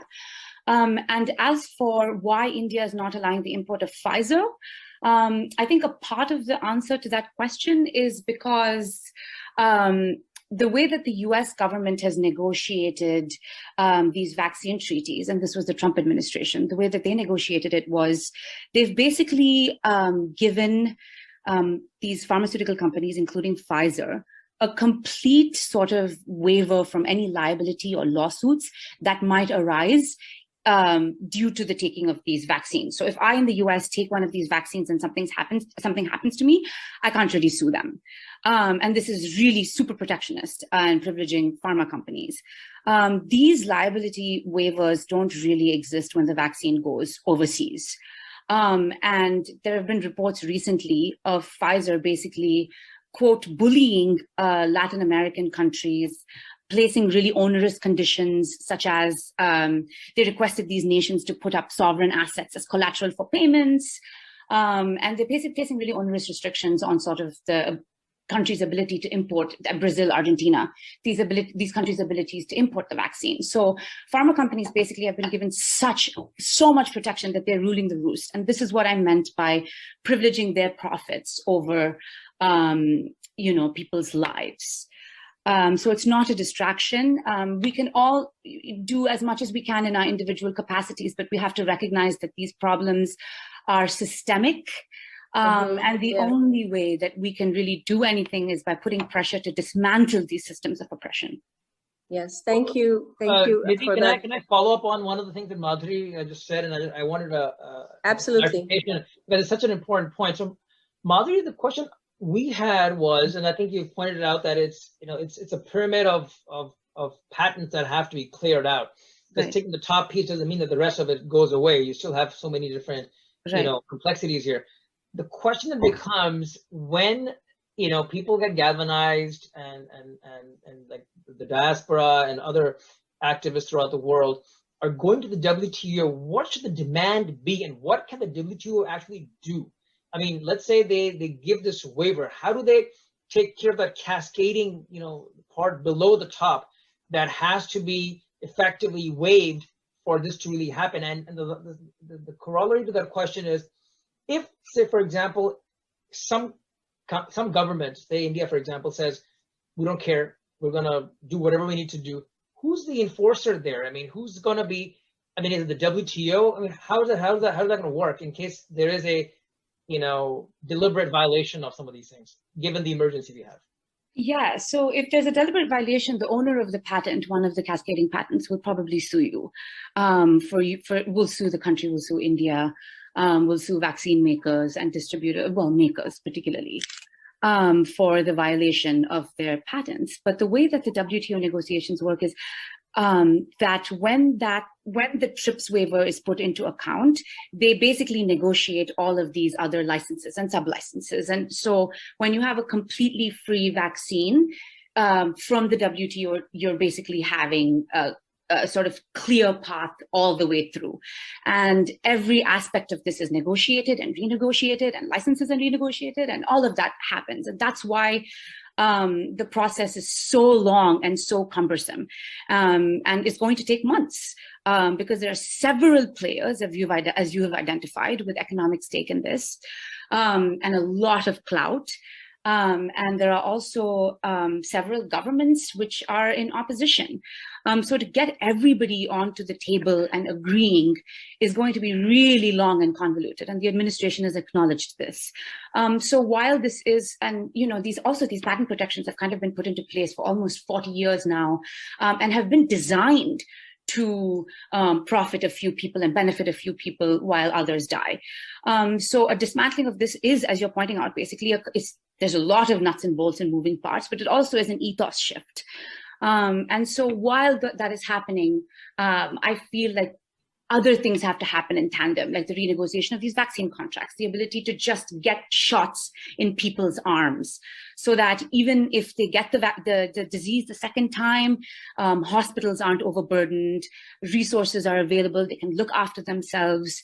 And so the WTO thing has to happen as a sort of a longer project, while all these other things, especially vaccine donation and raw material export, has to happen as well. Thank you. Thank you. We have one quick question, and I want to segue from the global back to India. This was actually mentioned by Himanshu ji, that this is a very critical sort of systemic point, that the states have no power to make decisions, though health is a subject. Health, just like education, is a subject at the state level. And unfortunately, this is due to a decision which was made by the Modi administration, that all decisions on this rollout of the COVID relief will take place at the central level. So this has affected both the supply and demand chain, the purchase and supply chain. And for example, this is why we're facing the oxygen oxygen concentrator shortages, and also the generation of oxygen, the indigenous capacity in India. So Motika has asked a question: why is the government not stopping black marketing and price gouging that has been going on for so many weeks now? And this is a direct result of the lack of, administrative capacity, which, the administration has taken from the state. It has basically cut off the hands and the authority of the state to create its own relief mechanism, and it wants to centralize it, or has centralized it, at the PM's office. So Himanshu ji, can you please address this question? जी, क्यों नहीं black marketing रोक पा रहे हैं? एक तो जो institutions हैं उनको इतना कमजोर कर दिया गया है कि अब वो पीएमओ की मर्जी के बिना कुछ भी करने में उनकी कोई कैपेसिटी नहीं बची है। और जिस तरीके से पीएमओ ने सारे अधिकार अपने हाथ में ले लिए हैं, उसकी वजह से, और कैपिटलिस्ट को जो फायदा पहुंचाने की एक घोषित नीति है कि जो प्रॉफिट मेकिंग है उसको होने दो, इनको डिस्टर्ब नहीं करना है, वो एक आम यहाँ का समझ बन गई है। तो ब्लैक मार्केटिंग करना, प्रॉफिट कमाना, वो एक तरीके से इस सरकार का एक घोषित नीति है, और इस सरकार का लगता ही नहीं है कि ये रोकना चाहती है ब्लैक मार्केटिंग को। इसलिए हम तो यही कह सकते हैं कि हमें जो लग रहा है कि सरकार चाहती है कि ये लोग प्रॉफिट कमाएं। आपदा में अवसर का जो उनका नारा है उसको पूरा किया जा रहा है। Thank you. I hope that addressed that question. There's one question coming to me about the situation on the ground with the Dalit community in India. And this I want to address to Roja ji, and also Mrs. Arumugam. This is about that since Dalits are facing, extra sort of, let's say, discriminatory hurdles in accessing healthcare. what can be done about it, and how can the diaspora highlight that to make that a concern that we understand about equity issues on the ground, and how do we address that? Basically, what can we do from here to address the issues of marginalized communities back at home? Thank you. Thank you, Nidhi. Kalai, கேக்குதாமா நான் சொல்றது? Okay கலை, என்ன கேக்குறாங்கன்னா தலித் மக்களுக்கு வந்து health care ரொம்ப குறைவா இருக்கு. அதனால இங்க இருந்து அமெரிக்கால இருந்து என்ன மாதிரி உதவி உங்களுக்கு அனுப்புனா உதவியா இருக்கும்? நீங்களும் சொல்லுங்க, அனுவும் கொஞ்சம் பேசினா நல்லா இருக்கும்னு நினைக்கிறேன். நிதி, I'm just requesting Kalai's daughter, who's a medical student as well. She medical student in Kerala, so she will also be answering that. Anu?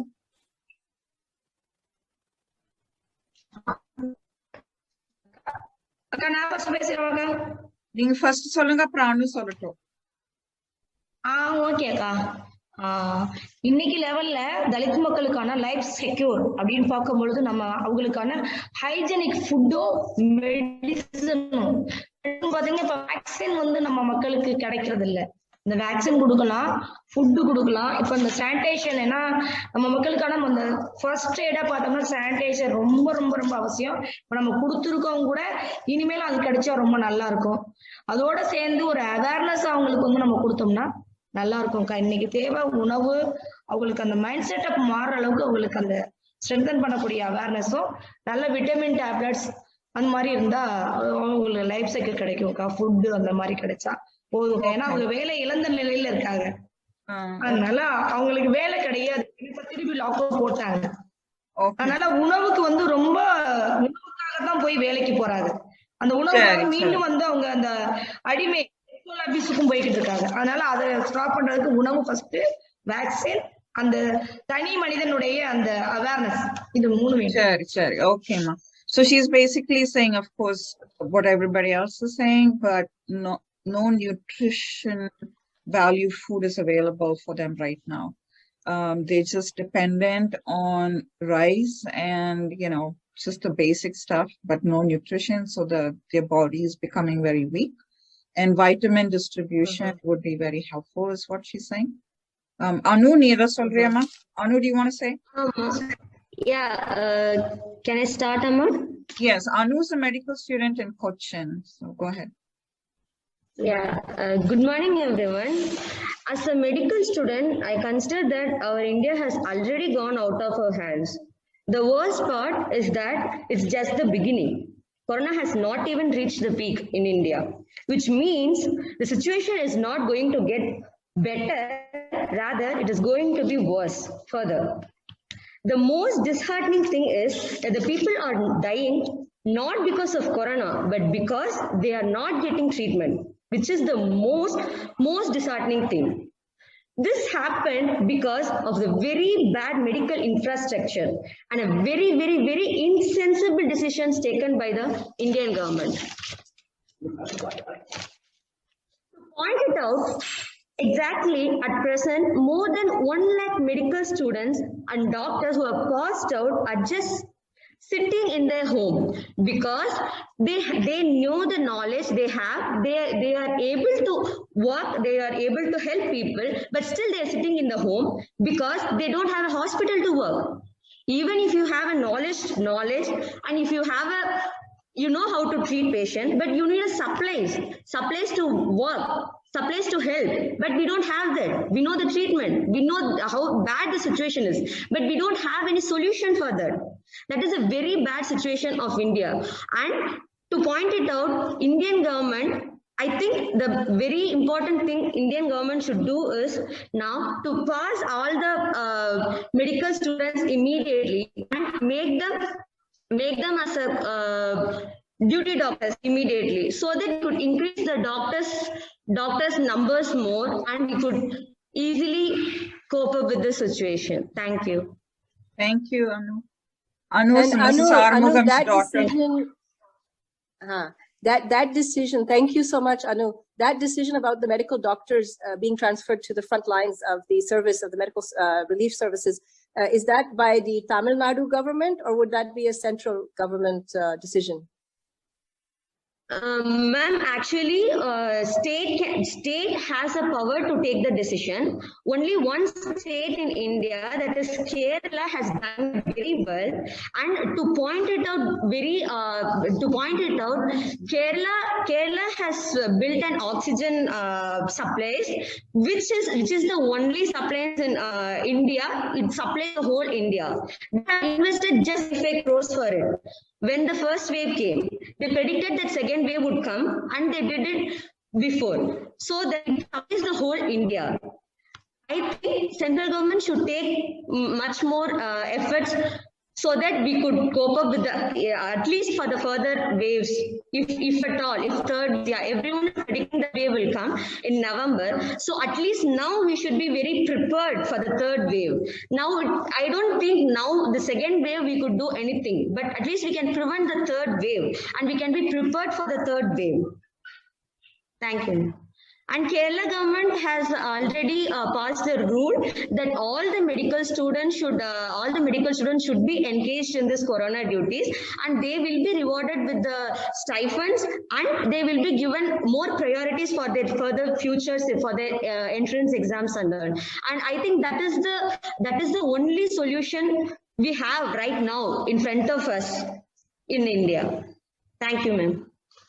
Thank you. Rohit or Swati, would you like to address any other points? Do we have any more questions on the panel here?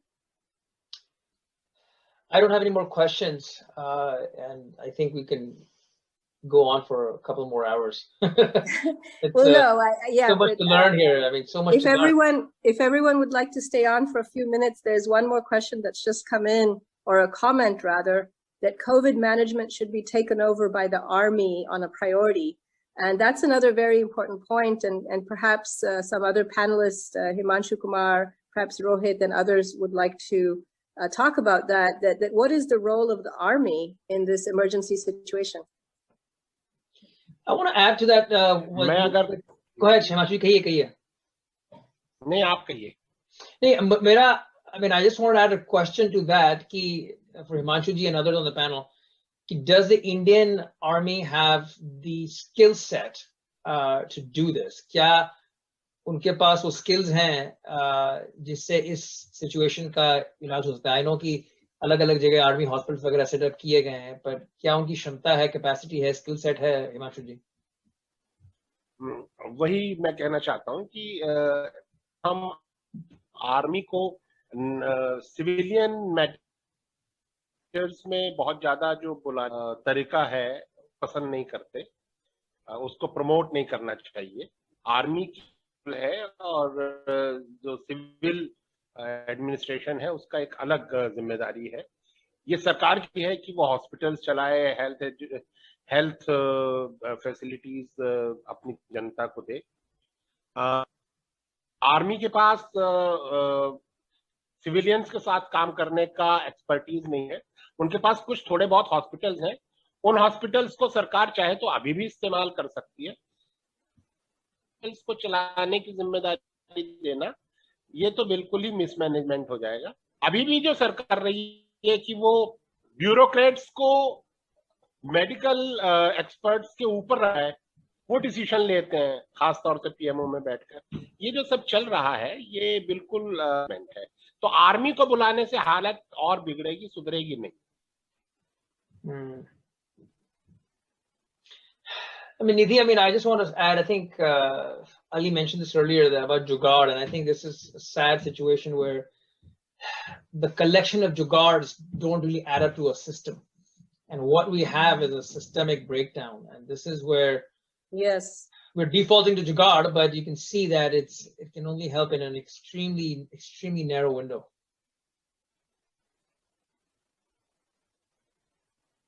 Yeah. Well, this has been a very, heartfelt but sobering discussion today. And I'm just hoping that we can take this forward. We have the press release coming out, and we will incorporate everybody, all the speakers' perspectives into the press release, so that everybody understands in the diaspora the severity and the critical situation on the ground. And what Anu, the medical student, has mentioned, I'd like to just amplify that unfortunately, this is just the beginning. It happened to affect NCR as one of the epicenters in the beginning, but this is going to, and has already started. I was reading about the rates in Odisha, the high rates of COVID infections in Odisha. And as we know, Odisha also has a large, Adivasi community, Bahujan community that will be deeply affected there. And once again, I want to also emphasize the nutritional aspect, the food security aspect, which Anu also highlighted. And yes, so is there any more questions before we close? Looks like something has come up. Does someone want to take that? Maybe. Oh yes, so someone is saying, could some of, before we close, can we share some of the top asks of the diaspora? What do we in the diaspora, what would we like to, Rohit, if you could just quickly summarize some of our key demands, which we will put in the press release. So yes, and we can close. Yeah. I think I'm going to just summarize because there's a whole bunch of stuff that can be done, and I think we've learned a lot just today in the last a couple of hours. I think there's obviously no doubt that on both sides of both bilaterally speaking, both in India and the United States, the challenge is to get the vaccination hurdles removed, be them regulatory, management, resources, raw materials. Any and all of those hurdles have to be removed as soon as possible, as fast as possible. And whatever collaborations we need with peers, the reduction in red tape, it's got to be priority number one. Second one that we're pushing as a diaspora is, and it's hard for us to push because this is something that the people in India have to demand more than we can, is transparency and data integrity.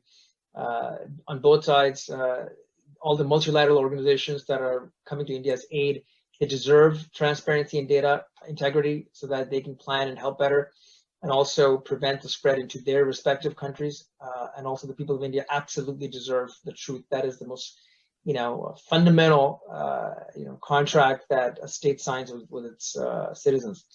And the question of equity, even if the production side of the problem is fixed, how do we distribute the vaccines? Who gets it first? I mean, India is such a hierarchical society with so many different social connections impeding the pursuit of equity. That how do we do that? And transparency in that process is another thing that we want to emphasize, and which we have in the press release. And obviously, the way the PM CARES Fund has been handled, the way the center-state relationships have fared, they don't give us much hope, but we just don't have an option here but to demand transparency on those on that front. Himanshu recommended and highlighted the challenges that the NGO community is facing. So one huge demand is to figure out a way of relaxing the FCRA rules, especially for relief work, for relief aid to come into the country as soon as possible. And last but not least, we are urging the Indian government to stay committed to freedom of speech. Stay committed means that they have a commitment, but it is so critical at this point that the transparency and the truthfulness can only not just come from officialdom, but also from the ground up, and allowing those voices without fear of intimidation to come in and be part of the chorus right now that we need is so important. So these are just the highlights of what we think are going to be needed. And I think, all of this has to be evidence-based, led by science. Those of us in the United States saw what happened when it was not being led by science and it was being led by politics. People forget the United States has lost close to 600,000 people India is dwarfing that right now, very sadly. But we went through a massive loss of life here as well. And a lot of the mistakes, that we made, we can see being made again in India, and that's what's heartbreaking. So Nidhi, I'm just going to close with that. That's all I think we have so far. A crisper plan of action will evolve as we put our heads together within the organizations that organized today, and also with newer partners that we'll make, and working with governments on all sides. And I'll hand it back to you. Thank you. And thank you, everybody. And I once again want to thank all the partner groups and all our guests from India who stayed on. It's very late. Thank you, Himanshu ji. Thank you, Ali, and Dr. Rosa, and also our wonderful guests from Pudukkottai. I hope I got that right. It took me a while to get the accents. And Anu and Mrs. Arumugam, thank you so much. And Madhuri, I think Madhuri had to leave. Akriti is here as well. Thank you. One thing I just wanted to close with, that we are going to be working in the weeks ahead. We all have to work in the weeks ahead because I feel like it's all hands on deck at this point. The whole sort of global diaspora, whether we are based in the US, Canada, UK, Europe, Asian countries, I think African countries, we're all working on this together. And I do hope that, as Anu had pointed, that we are going to be able to work on the systemic issues as well to alleviate the suffering. So thank you.